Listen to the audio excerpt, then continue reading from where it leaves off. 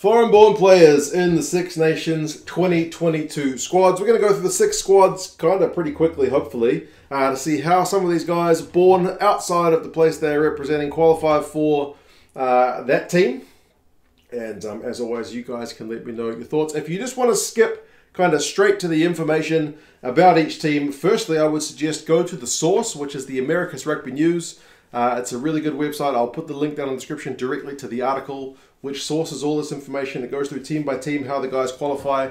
It's a really good read, really interesting, and they've got loads of other kind of interesting, just rugby-related news. It's largely America's focused, which kind of makes sense, but yeah, you can check that out, or I'll put a timestamp to wherever we get straight to talking about the teams and how many guys, because I do want to quickly talk a little bit about just the kind of foreign-born thing generally. I know it's a bit of a hot button issue with rugby fans, and I say that because what is the #1 video on this channel for views and comments?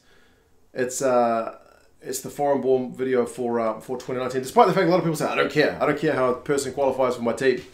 All I care is that they're playing and giving 100%. But yeah, as I said, it's well more than the second most viewed video, which was about the World Cup final in 2019. So a lot of people who would otherwise not care anything about rugby do care about this topic. It just seems to be a thing. And I will say it does get a little bit messy. Like, everyone's got a different standard about what they think is the right way to qualify for a team. Some people think the grandparent link is too far. That shouldn't be a thing. It should be your parents or nothing. Other people would say residency, 3 years was too short. They extended it. 5 years. Some people would say 5 years is too short. Some people would say 5 years is going to mean guys are getting poached from other countries at younger ages. So, you know, this one is, again, up for debate. Where you're born, for mine personally, that's just a matter of circumstance, right? It could be for economic reasons. Your parents are somewhere else other than where you grew up or other than where they're from.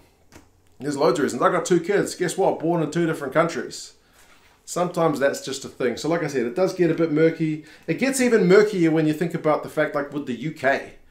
Like, there's heaps of movement with the UK, but they're separate rugby nations. So you could be born in England, across the border from Wales, where your parents work or live, but the hospital is the one they send you to in England, right? There's loads of factors why people aren't necessarily born where they play rugby. It can get a bit murky, and everyone's got a different idea about it, but we'll go through it anyway, and you guys can let me know your thoughts on what you kind of think is right, if there's any guys.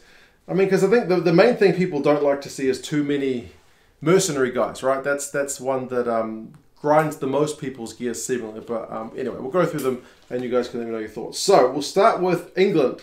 England have got 4 guys born outside of England in their current squad. This was named at the start of the Six Nations. So their initial squad named 4 guys who were born outside of England.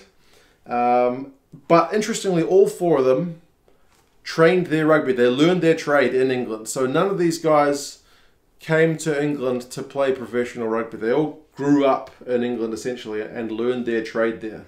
The way they qualify, we'll get to that in a second. But, I mean, you got Rod, Smith, Tuilagi, and Liner. Liner hasn't actually represented England yet, but he's in the squad. These 4 guys, born in Scotland, the Philippines, Samoa, and Italy. None of them have played any rugby for anyone else. They haven't played under 20s for anyone else.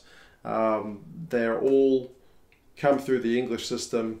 In terms of the qualification, 2 through parents, that's Rod and Smith, and then 2 through residency, that's Tuilagi and Liner. I think Liner's grown up in England since pretty much his preschool days. So, yeah, England's kind of a pretty straightforward one. They all learned their rugby trade in England, so it's kind of hard to say too much about them other than the fact that they represent England, which is where they plied their trade. I mean, Lewis Liner, you could argue for him representing Australia based on bloodlines, but he's grown up in England, so who could blame him if he chooses that route?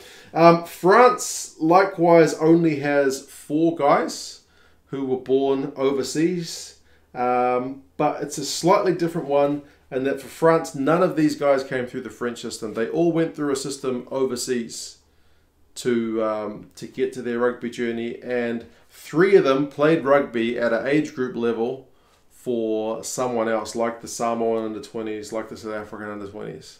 So they've essentially moved to France and kind of picked up at their professional start of their career. So yeah, it's a slightly different one from England.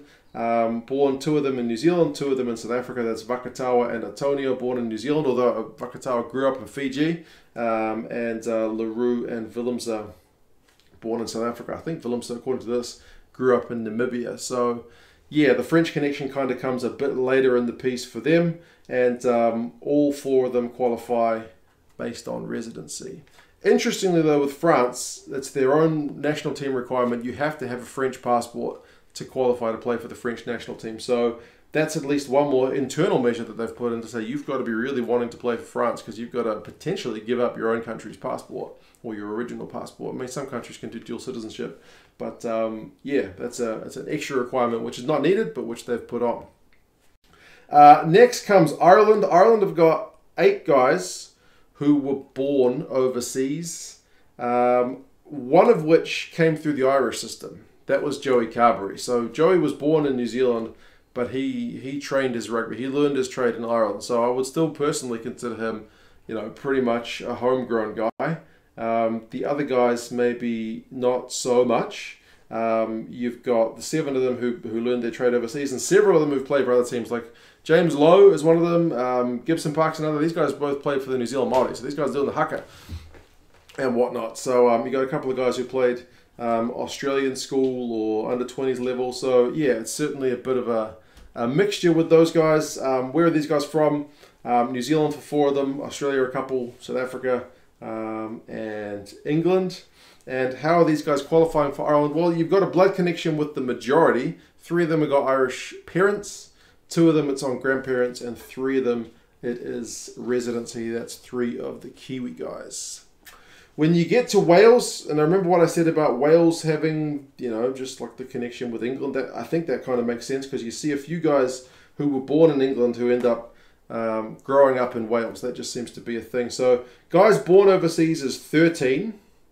Guys who were kind of trained overseas is 9. So 4 of them came through the Welsh system. That's the likes of Jonathan Davis, of Ben Carter, Faletau, and Chiunza. These guys were all born overseas, but came through the Welsh system, which is, as I said, just kind of a bit more, personally, I think that's kind of a bit more pleasing when you see someone come through that system.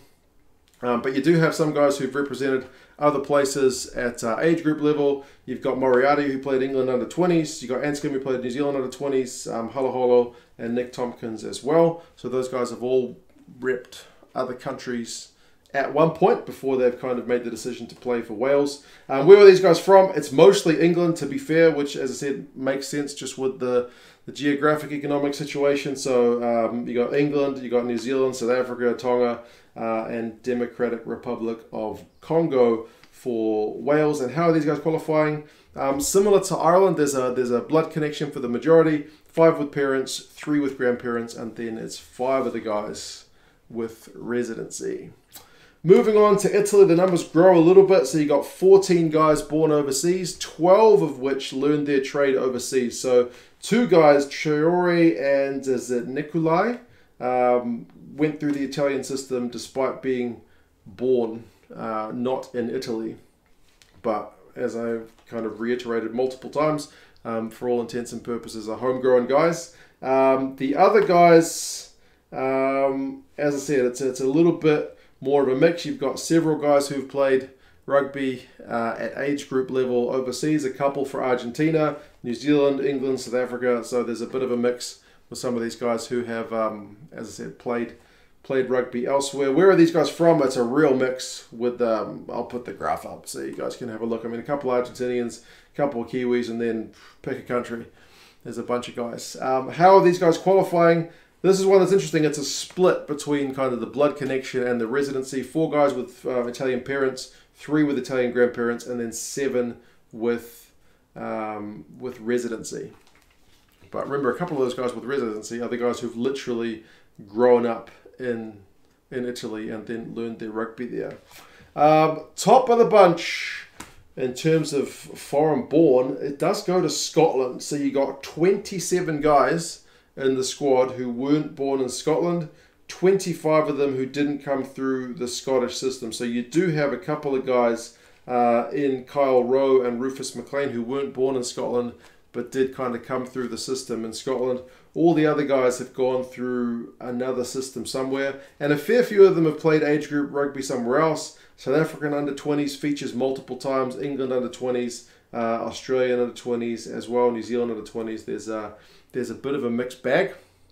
Where are these guys from? For the most part, it's England, which, as I said, kind of makes sense. You've got 12 English-born guys, which, with the UK, for mine, makes absolute sense. I know we talk about, some South Africans like to joke that Scotland is the, they don't need to get South Africa into the Six Nations because they've already got Scotland. Well, there's 6 South African-born guys, but there's 12 English-born guys, so maybe it's not kind of that way, but as I said, if you're looking for, I mean, there's New Zealanders, there's Australians, there's Welsh, there's a whole mixed bag, but if you are looking for the blood connection, 8 have got parents, 13 with grandparents, and then it's only 6 on residency. So it's kind of one where you got to weigh up. These guys, for the most part, aren't.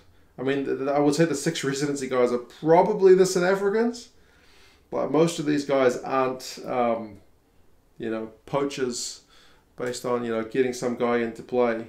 Most of them are legit Scottish, one way or another. But yeah, those are the squads. As I said, America's Rugby News is the source of this. I do suggest you go have a look yourselves and get a feeling for the more in-depth. Like, you can see all the names, you can see who's who if you're kind of interested in that kind of thing. But yeah, you guys do let me know your thoughts. What do you reckon? Do you think there's kind of too high, too low? Do you think that the fact that there's more guys with blood ties than residency ties for the most part is a kind of pleasing aspect? Or, do you think the grandparent thing is a little bit too much of a stretch? It's an interesting one. You guys do let me know your thoughts. And as always, I will talk to you guys again soon. See you later.